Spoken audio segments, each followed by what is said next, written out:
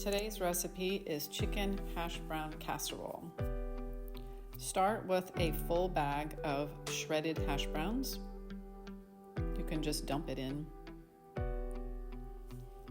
3 cups of chicken.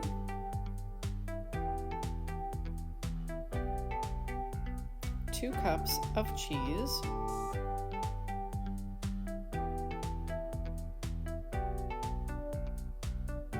1 can of cream of chicken,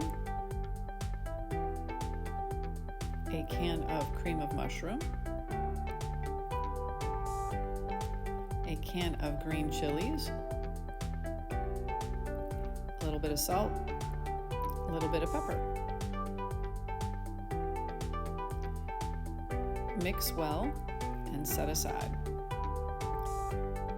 Spray your pan.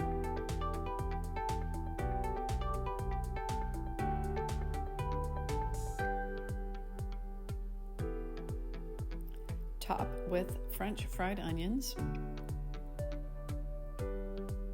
Then set the oven for 350 and bake for 1 hour.